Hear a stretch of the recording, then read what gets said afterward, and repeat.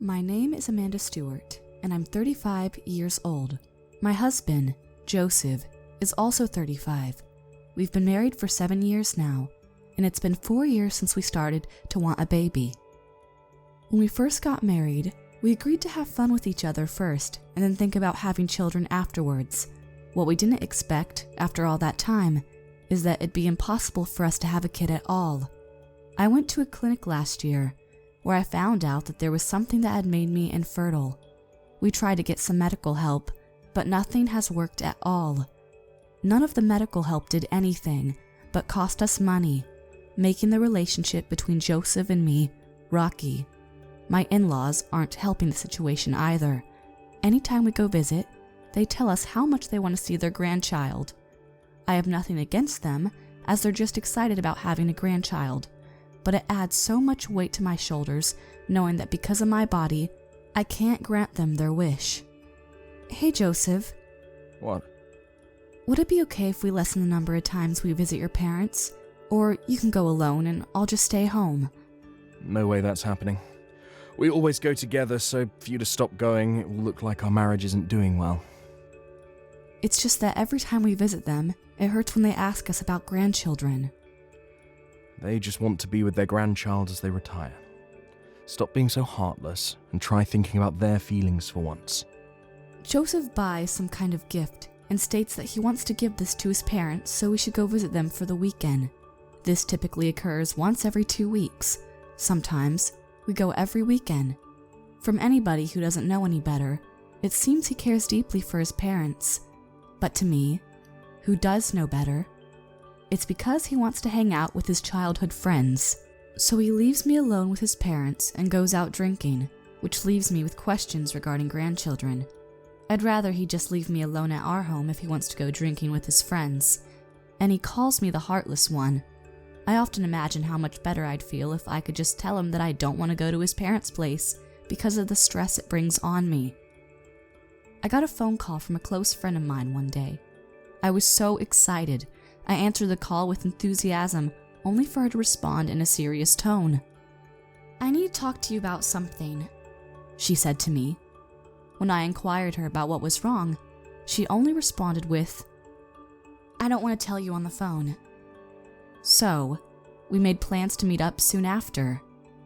I met her in college, where we took the same classes and were in the same club as me. We had the same taste in music, so we'd often go to concerts together. We've been close even after graduating.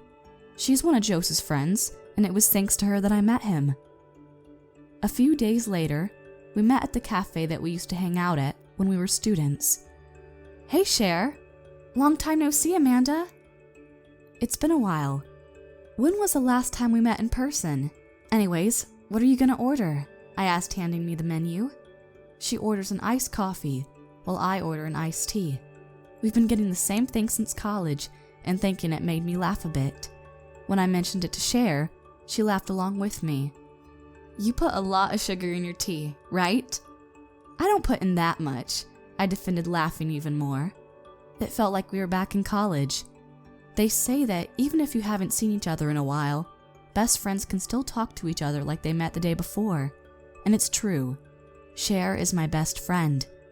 We talked about work, relationships, and mutual friends before getting to the main reason why we agreed to meet in the first place. "So, what did you want to talk to me about? Is there something wrong?" Yeah. Cher's face went from happy to gloomy in a matter of seconds. "It's about Joseph."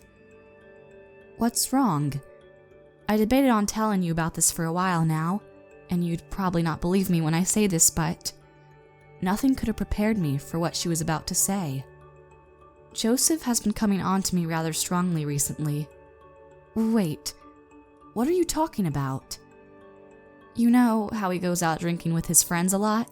Sometimes I join his group, and I do tell him to take it easy now that he's a married man, but he would respond saying that he has a better time hanging out with us, especially me. At first, we all thought that he was just teasing me for being single for so long." After a slight pause, she continues, "Last month, when I was out, I ran into Joseph. He suggested that we eat dinner somewhere, which I agreed to because I thought it was just dinner, so it'd be safe. Yeah, I wouldn't mind if it was just dinner. Exactly. I figured that he just didn't want to complain about work and whatnot to you, so I could be the one to hear him out. But then he started drinking and then started to complain so much about you, especially about your, infertility. How could he? I'm still struggling with this and he's out there telling people? I know you've been wanting a baby for a while now, and I've been struggling for a bit. The idea that you were perhaps infertile was in the back of my mind, but I know how invasive it would be to ask you, so I decided not to mention it to you until you decided to tell me of your own will. I wanted, and I still do want to support whatever decision you decide to make. Yet, Joseph started saying how you hide the fact that you're infertile and continued to marry him, or how if he knew that you couldn't get pregnant, he never would have married you, considering you don't even work. I could only sit in silence as I listened to her speak.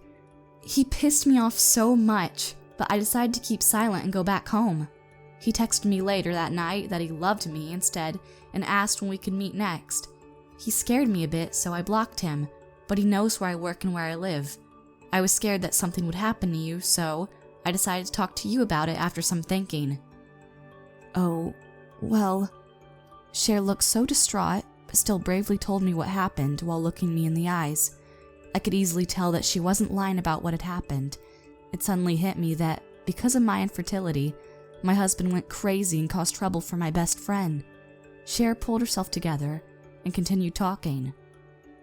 After some thinking, I'm probably going to move. Wait, move?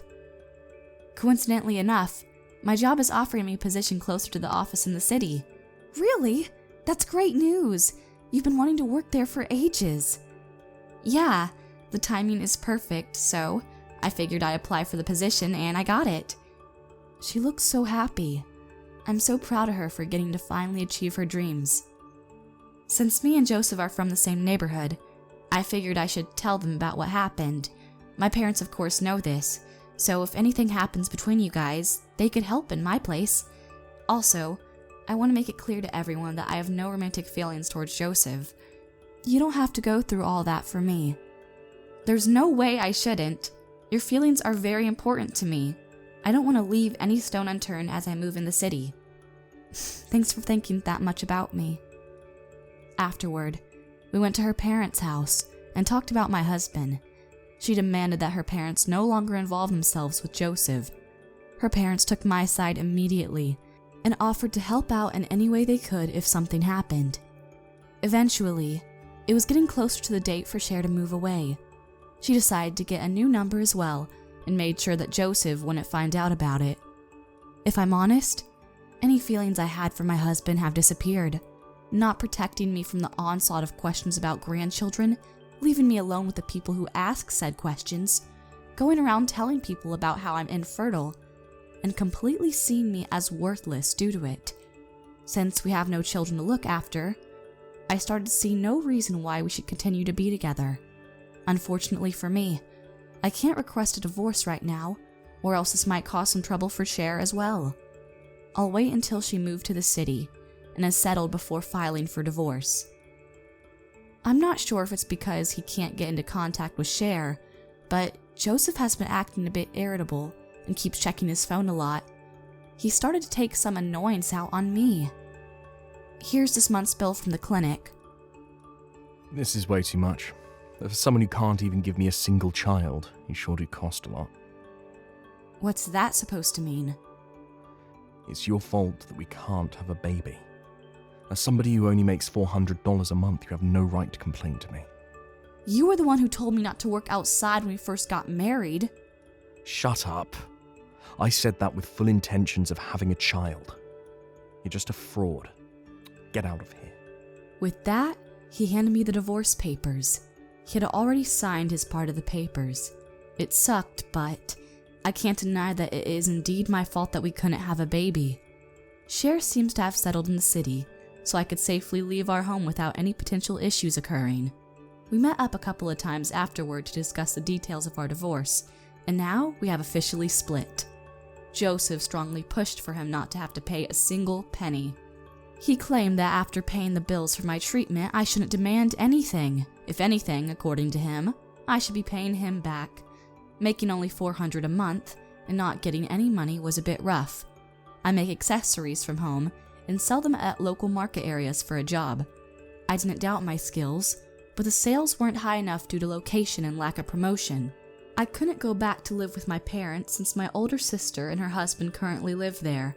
I had to decide what I was going to do.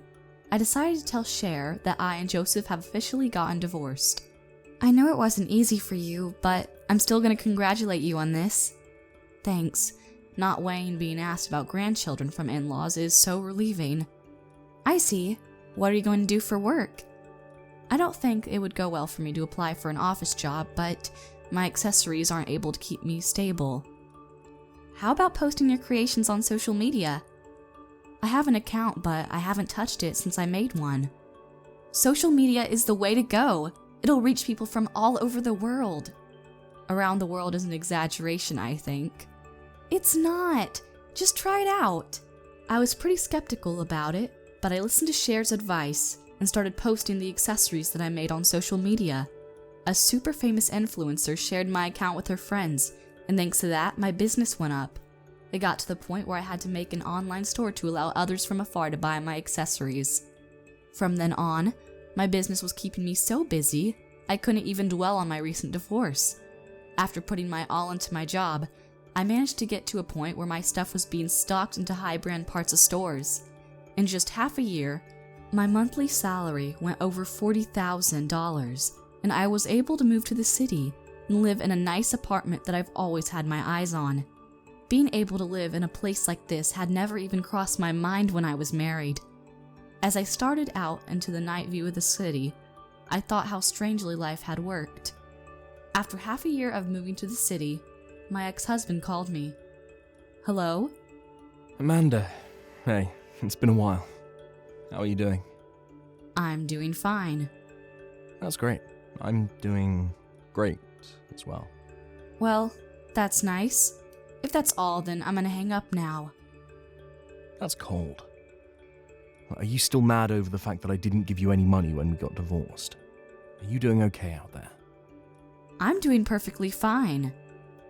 You're probably living in some shady part of town, working a horrible job, right? What are you talking about? Joseph thinks that I'm living a miserable life after our divorce. You were such a horrible wife who couldn't even give me a baby. But if you learned your lesson, you could always get back with me. What? Well, aren't you happy? I've been hearing what has been going on with my ex-husband from our mutual friends. He went out telling his friends about how he got rejected to sleep with Cher as a joke, but that had backfired. Rumors were going around about how he was trying to come onto his ex-wife's friends, and that forced his wife to leave him. He's probably trying to prove that nothing of that sort happened, which is why he called me. Plus, he thinks I can't take care of myself, so he could probably take advantage of that. I considered hanging up the phone, but decided to tell him how I'm living first. Don't you know where I am now? Some rundown buildings near the town, right? Nope. What? I have a job in the city right now. Are you taking something? Nope. My accessories business is so successful, I live in a luxury apartment complex in the city. Did you take any drugs recently? Because there is no way that happened. It sounds like he's on the verge of going insane himself. I don't blame him, because I never thought I would be able to live here either. You don't have to believe me. By the way, I know what you were trying to do with Cher. You may have thought that you kicked me out, but I was waiting for Cher to settle in the city before I ended things with you. It helped that you did it first. What are you saying? You were supposed to be sending money because it's illegal for you not to. You're lucky I didn't sue you when I could have. I am perfectly capable of sustaining myself, so please, don't contact me anymore. Goodbye. Wait. Joseph wanted to say something else, but I decided to hang up.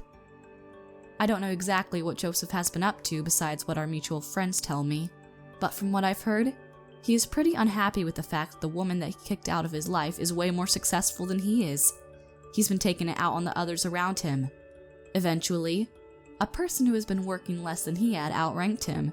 He got very upset with them and quit his job. Nobody wants to be around him anymore, and he spends his time alone drinking from morning to night.